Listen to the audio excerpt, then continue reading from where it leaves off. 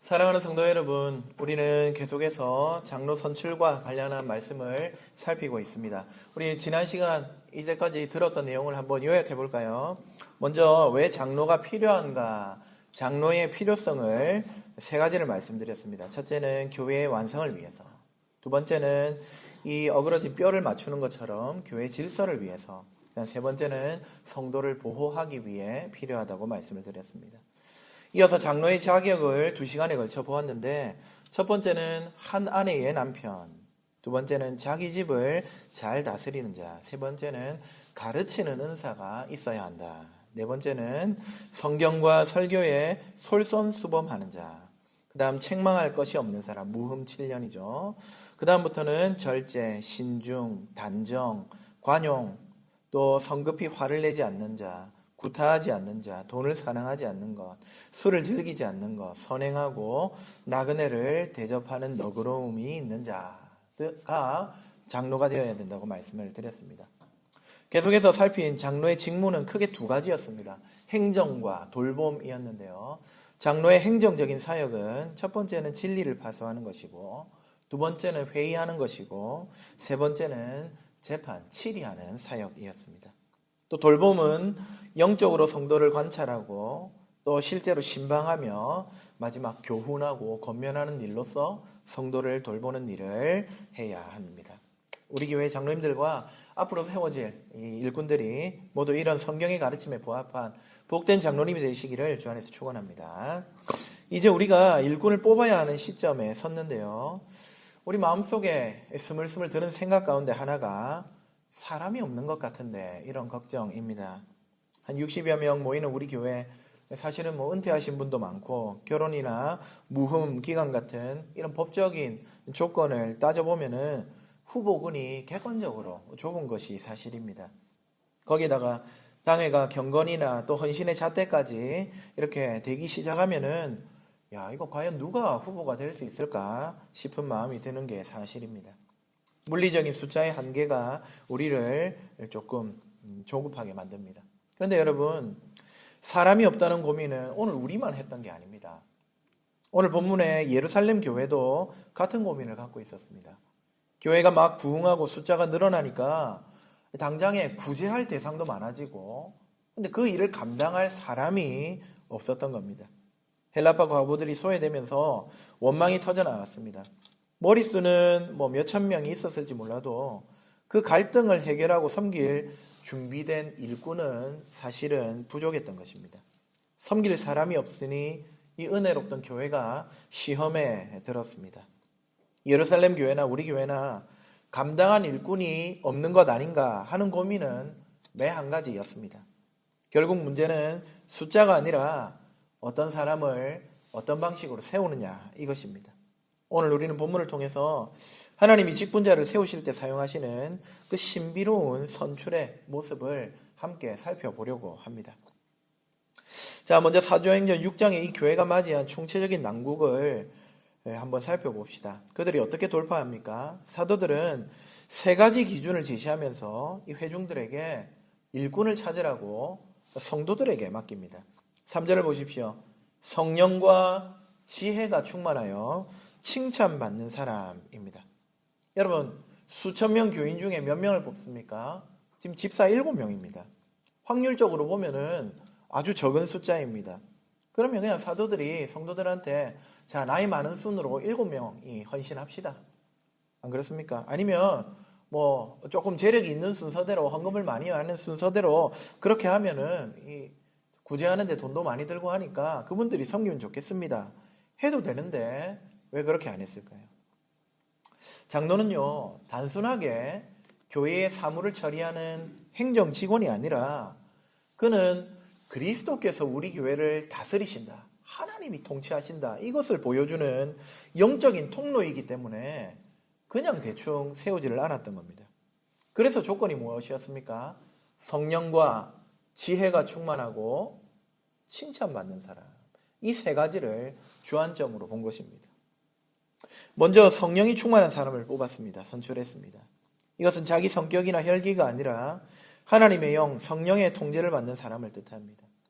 우리가 성령 충만하다고 하면은 막 뜨겁고 방언하고 기도 소리가 크고 이런 모습만 떠올리기가 쉽습니다만은 여러분 직분자에게 요구되는 성령 충만은 그게 아니고 자기를 숨기는 것입니다. 자기를 낮추는 것입니다. 자기의 고집, 자기 혈기, 자기 경험을 좀 내려놓고 성령님이 인도하시는 대로 순종하는 사람, 그 사람이 성령이 충만한 사람입니다. 둘째로는 지혜가 충만한 사람이었습니다. 교회 일은요, 그럼 사람 좋다고 다 할 수 있는 건 절대 아닙니다. 헬라파 그리고 히브리파 사이에 이 갈등을 중재하고 한정되어 있는 예산을 공평하게 나누려면요, 지혜가 있어야 됩니다. 지혜뿐만 아니라 재무, 회계 관련한 기술도, 전문적인 기술도 필요합니다. 하나님의 말씀을 삶의 현장에, 교회 현장에 어떻게 적용할지 아는 분별력이 있는 사람, 그 지혜가 있는 사람을 세워야 했던 것이죠. 마지막 세 번째는 칭찬받는 사람을 세웠습니다. 이게 참 어렵죠.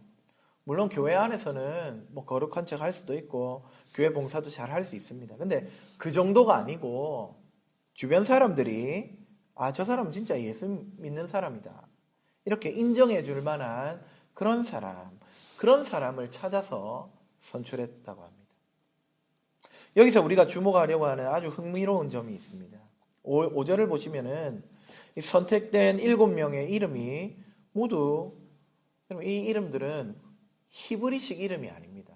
유대인의 이름이 아니라는 거예요. 헬라식 이름입니다. 그리스 이름입니다. 당시 교회의 주류이자 다수파는 히브리파 사람들이었습니다.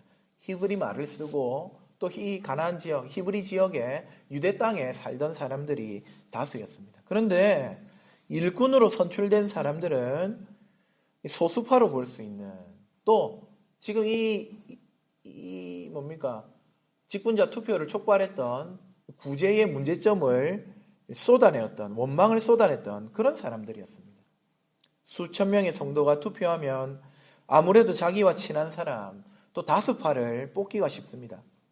하지만 예루살렘 교회는 자기 편을 뽑아서 내 뜻을 관철하려 하지 않았고 교회의 화평과 하나님의 기준을 먼저 생각했습니다. 그랬기 때문에 이 소수인 헬라파 직원들이 세워질 수가 있었고 교회는 하나가 되었습니다. 우리도 내 친분, 편견 이런 것들은 좀 내려놓고요, 정말로 성령과 지혜가 충만한 사람, 그리고 칭찬받는 자를 잘 분별하여 그 사람을 교회 일꾼으로 세우고 우리 제8영도교회를 아름답게 잘 세워갈 수 있기를 주님의 이름으로 축복합니다. 자, 그러면 본격적으로 오늘 본문에 나타난 직분자 선출의 방식을 한번 봅시다. 후보를 어떻게 선정하고 또 투표를 어떻게 하느냐, 이것보다 더 중요한 것은 이 직분자를 뽑는 전 과정에 면면이 흐르는 그 원리를 이해하는 것입니다. 일단 여러분, 우리는 투표를 통해 직분자를 뽑지 않습니까? 그렇기 때문에 직분자 선출, 직분자 투표를 일종의 민주주의로 이해합니다. 민의를 모아서 우리를 대표할 일꾼을 세우는 과정, 이렇게 생각합니다. 그러면은 이거는 6.3 지방선거와 우리 교회 직분자 선출 별반 다를 것이 없겠지요. 하지만 교회 정치는 이 세상의 민주주의와는 사실은 어떤 부분에서 결이 다릅니다. 세상 정치에서 표는 어떻습니까? 이것은 권력입니다. 그래서 후보자들은 표를 가진 시민과 국민에게 잘 보이려고 애를 쓰는 것이 당연합니다. 연말만 되면은 멀쩡한 보도블록이 왜 다 까집어지겠습니까? 선거철만 앞두고 왜 도로가 다 포장이 되겠습니까? 주권자들의 표를 의식해서 그렇습니다. 하지만 교회에서 성도의 표는요, 나를 대변해 줄 자를 뽑는 이 권력이 아니고 하나님의 뜻에 대한 동의요, 인정입니다. 교회 정치는, 교회의 직분자 선출은 위로부터의 권위가 먼저 발동을 하고 나면은 성도가 표를 통해서 그 뜻에 동의하는 것, 그 뜻을 받아들이는 것으로 완성이 되는 것이죠. 장로를 선출하는 과정에서 제일 먼저 위로부터의 권위를 우리가 생각해야 할 것입니다. 교회의 머리는 예수 그리스도십니다. 세상 정치는 국민으로부터 권력이 나오지만 교회는 그리스도 예수님으로부터 권위가 나옵니다. 장로라는 직분은 성도들이 만들어내는 자리가 아니라 1차적으로 우리 주님께서 세우시는 자리입니다. 위로부터의 부르심이 제일 중요합니다. 만약 우리가 그런 주님의 뜻을 무시하고 사람의 지혜로만 투표한다면은 그건 교회의 정치가 아니죠. 세속 정치입니다. 머리 대신 주님의 뜻이 이 전 과정 가운데 직분자를 선출하는 이 투표 가운데 작용해야 합니다. 그러면은 위로부터의 그 주님의 뜻, 주님의 통치를 교회가 어떻게 아느냐? 투표를 통해서 알게 됩니다. 이것은 바로 아래로부터의 동의입니다. 주님은 하늘에서 직접 임명장을 수여하지 않으십니다. 교회의 투표를 통해서 하나님의 뜻을 이 땅 가운데, 교회 가운데 나타내십니다. 여러분, 한때 교회가 어두움 가운데 있을 때 주님의 뜻을 투표를 통해 제대로 드러내지 못할 때가 있었습니다. 중세교회는 이 성도들에게 직분자를 선출할 권리를 부여하지 않았습니다. 그저 밀실에서 종교 지도자들끼리 결정하고 통보를 했습니다. 그들의 투표는 아래로부터의 동의가 아니었습니다. 그런데 여러분, 종교개혁이 발견한 아주 중요한 진리 가운데 하나가 무엇입니까? 만인제사장입니다. 저와 여러분은 누구든지 하나님 앞에 직접 나아가서 말씀을 읽고 기도할 권리가 있습니다. 이 만인제사장의 권리 속에 교회의 일꾼을 세울 그런 권리도 포함되어 있는 것입니다. 종교개혁자 마틴 루터는 1523년 한 논문에서 이렇게 말했습니다. 그리스도인 회중은 교회죠. 교회는 하나님의 말씀과 교리를 판단하고, 원래 이거는 평신도들이 하지 못했습니다. 교황과 주교와 신부만이 할 수 있었는데 모든 성도들이 하나님의 말씀과 교리를 판단하고 공동체의 일꾼을 부를 권리와 권세를 가지고 있다. 사제들만 아니라 평신도들에게도 성령이 역사하시고 지혜를 주시기 때문에 하나님의 뜻이 머리 대신 예수님의 뜻, 누구를 세울 것인가 하는 뜻이 우리 교회 안에 주어진다면은 그 뜻을 우리 성도들 누구나 분별할 수 있기 때문에 각 사람의 투표를 통해서 하나님의 뜻을 확인해야 된다라는 것입니다. 존 칼빈 역시 기독교 강요에서 직분자 선출을 두고요, 교회의 자유를 침해하지 않아야 한다, 이렇게 말했습니다. 무슨 말이냐면은 개교회가 자기들의 직분자를 뜯는 그 자유를 존중해야 한다. 전에는 그냥 주교단이 임명하면 끝이었거든요. 교황이 말을 하면은 아무도 토를 달 수가 없었습니다. 하지만 칼빈은 개교회 성도들이 주님이 위에서 부르시는 그 뜻을 잘 분별하여서, 위로부터의 권위죠, 위로부터의 통치죠, 하나님의 뜻이죠, 그것을 잘 분별하여서 그 부르심이 참된 것인지는 공동체가 확정해야 된다. 아래로부터의 동의를 말한 것입니다. 결국 위로부터의 부르심과 아래로부터의 확증은 동전의 양면처럼 같이 가야 됩니다. 주님은 위에서 부르시고 성령을 받은 성도들은 아래에서 그 부르심을 분별하여 이 사람이 맞습니다, 아멘 하고 동의합니다. 하나님의 뜻을 분별하고 동의하는 표시, 그게 바로 투표인 것입니다. 세상처럼 우리에게 일꾼을 뽑을 혹은 권력을 줄 권한이 있다는 뜻이 아닙니다. 하나님의 뜻과 성도의 투표, 이 두 물줄기가 합쳐져서 비로소 장로 직분이 세워집니다. 분명히 말씀드리지만 투표는요, 내 권리의 행사 이전에 주님의 뜻을 확인하는 행위입니다. 이번 직분자 선거가 내 편, 내 마음에 드는 사람, 내 권리를 행사하는 그런 사람의 정치가 아니라 하나님의 주권을 우리 손으로 확인하는 그런 복된 시간이 될 수 있기를 주님의 이름으로 축복합니다.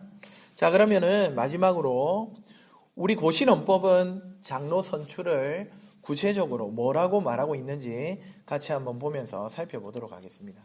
첫 번째로 우리 헌법은 장로를 뽑을 때 당회의 지도와 노회의 허락을 필요로 한다고 제67조 1항에 이야기하고 있습니다.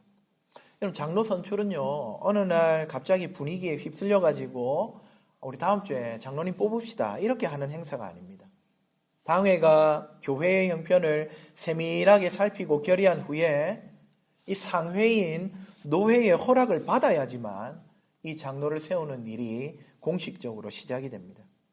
이것은 우리 교회가 혼자 떨어져 있는 무인도가 아니라 보편적인 교회, 우주적인 교회라고 하는 큰 몸의 일부로서 질서 있게 움직인다는 뜻입니다. 우리의 고집대로가 아니라, 우리의 필요대로가 아니라 하나님 나라 전체의 질서 안에서 움직이는 그런 거룩한 걸음이 바로 이 장로를 선출하는 일이라는 것이죠. 그렇기 때문에 우리끼리 한다고 되는 게 아닙니다. 당회와 노회의 결정이 있어야 됩니다. 둘째로 당회의 후보 추천과 선거 방식을 결정할 수 있는, 당회가 후보를 추천하고 선거 방식을 결정할 수 있는 권한이 있다고 또 67조 3항이 이야기를 합니다. 헌법은 당회가 후보를 1.5배수 이상 추천할 수 있다고 명시합니다. 우리가 이번 4월 노회 때 우리 교회는 2명의 장로님을 선출하고 싶습니다. 세우고 싶습니다. 청원을 했거든요. 노회가 허락하면 세울 수 있습니다. 그러면 적어도 당회는 3명 이상의 후보를 여러분들 앞에 낼 수 있다는 말을 지금 법이 하고 있는 것입니다. 또한 선거 방식도 당회가 결정할 수 있습니다. 이것은 당회가 성도들의 권리를 빼앗으려는 게 아닙니다. 기도하면서 영적 기준에 부합하는 일꾼들을 먼저 당회가 살펴가지고 우리 성도들이 하나님의 뜻을 분별할 수 있도록 도와주는 일입니다. 그러니까 목회적인 배려라고 할 수가 있죠. 말씀드린 대로 우리 교회는 이번에 2명의 장로님을 모시려고 합니다. 선거 방식에 따라서 여러분은 투표 용지에 최대 2명의 후보에게 표시를 할 수가 있을 것입니다. 당회가 정한 이 질서를 신뢰하고 잘 따라서 우리 교회가 하나님 주시는 귀한 직분자를 얻을 수 있기를 주 안에서 간절히 바랍니다. 세 번째는 공동의회에서 선출하라고 분명하게 이야기하고 있습니다. 투표는요, 세례교인 혹은 입교인들의 모임인 공동의회에서 결정되어야 합니다. 여기서 우리가 주목할 사실은 세상 전체는 어떻습니까? 6.3 지방선거 할 때 아이들 갈 수 있습니다. 중학생, 고등학생 할 수 있습니까? 할 수 없죠. 나이로 사람을 가릅니다. 만 18세가 넘어야 투표권이 생깁니다. 하지만 교회는 다르다는 점이 중요합니다. 우리 교회 중고등부 학생들 중에 분명히 세례받은 자, 입교한 자들이 있습니다. 여러분, 이들이 비록 나이는 어리지만 하나님 앞에서는요, 저와 여러분과 똑같은 교회의 정회원입니다. 똑같이 공동의회 한 표를 가지고 있는 하나님 나라 백성입니다. 그렇기 때문에 우리는 이들의 의견도 존중하고 이들을 참여시켜서 함께 교회를 세워나가야 됩니다. 특히 여기 앉아있는 중고등학생 다 문씨밖에 없네요. 여러분들 기억하시기 바랍니다. 여러분이 던지는 한 표는 미리 연습하는 표가 아니에요. 무슨 말인지 알겠습니까? 여러분은 이 교회를 함께 책임지는 제사장이라는 사실을 기억하십시오. 나는 아직 어려서 잘 모릅니다 하고 공동의회에 참석하지 않는 것은 여러분의 권리를 내팽개치는 것이고 하나님의 뜻을 분별할 수 있는 기회를 놓치는 일입니다. 결코 뒤로 물러나 빠지지 마십시오. 입교회는 교회의 권리와 의무를 가진 성숙한 지체입니다. 우리 교회의 미래이기도 하지만 지금 현재를 함께 일궈가는 동력자임을 기억하고 여러분들, 우리 다음 세대들이 이번 투표에 입교인과 세례교인들이 잘 참여할 수 있도록 기도해 주시기를 부탁을 드립니다. 네 번째로 우리 헌법은 3분의 2 찬성을 명시하고 있습니다. 여러분, 3분의 2는 꽤 높은 수치입니다. 생각보다 3분의 2 결의를 얻기가 어렵습니다. 이 3분의 2라는 이 큰 찬성으로 장로님이 세워집니다. 그런데 여러분, 여기에 조금 함정이 있을 수도 있습니다. 내가 내 손으로 3분의 2 찬성표를 던져놓고는 아니 나중에 그 장로님 좀 부족해 보인다고 해가지고 아유 내가 그럴 줄 알았지 무관심하거나 비판하거나 그래서는 안 된다는 것이죠. 3분의 2라는 수치는 우리 온 교인들이 그를 지지합니다. 존중합니다. 그래서 우리가 그의 치리에 동의하고 순종하겠습니다 하는 일종의 맹세이기도 합니다. 여러분 앞으로 세워질 장로님은 완성된 사람이 아닙니다. 저도 이 교회에 올 때에 공동의회가 3분의 2 투표했잖아요. 맞죠? 저는 어디 완성된 사람입니까? 그렇지 않습니다. 교회가 3분의 2를 통해 세우는 직분자들, 그들은 여전히 부족하기 때문에 함께 기도로 세워가야 하는 동역자 의식을 가져야 합니다. 3분의 2 찬성을 보냈다면 그만큼 기도해야 됩니다. 그만큼 지지해야 됩니다. 조금 부족한 점이 보인다면 내가 저분을 위해서 더 기도해야 되겠구나. 남은 3분의 1을 내가 채워야 되겠구나 라고 생각해야 됩니다.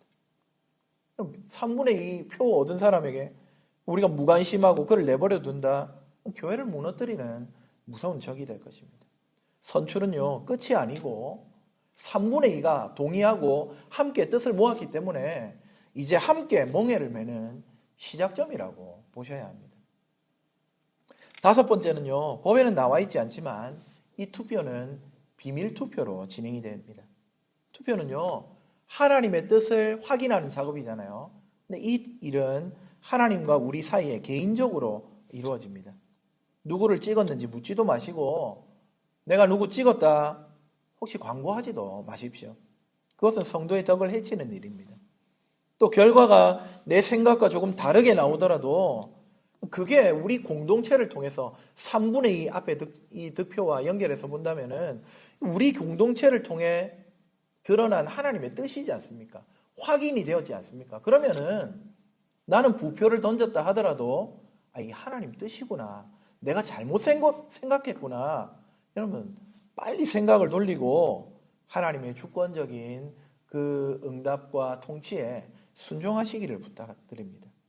내가 뽑지 않은 분이 장로가 되었을 때 더 진심으로 축하하고 도와준다면은 그 성도님이 바로 진짜 성숙하고 아름다운 성도일 것입니다. 사랑하는 성도 여러분, 이제 말씀을 맺겠습니다. 앞으로 이제 투표 용지를 우리가 직접 들기 전에 당부를 드립니다. 세상의 안경을 벗고 하나님 나라의 잣대를 가지고 이 장로 선출에 임하시기를 부탁드립니다. 낮은 곳에서 성도의 발을 씻기고 또 목회자를 도와 굳은 일을 자처할 종의 마음이 있는 자를 우리가 함께 살피며 세워갑시다. 이번 선거는 교회의 단순한 행사가 아닙니다.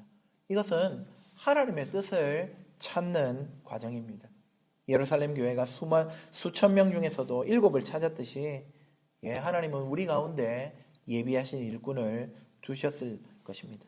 누군가는 선택되고 또 누군가는 조금 더 기다려야 할지도 모릅니다. 하지만 결과가 어떠하든 우리는 그리스도 안에서 한 몸이요 한 가족이라는 사실을 잊지 마십시오. 내가 원하던 결과가 아니더라도 그것이 우리 공동체를 향한 하나님의 뜻이구나, 하나님의 통치구나 인정하면서 우리 몸된 교회를 함께 세워나가는 복된 우리 성도님들 다 되시기를 주님의 이름으로 축복합니다. 아멘.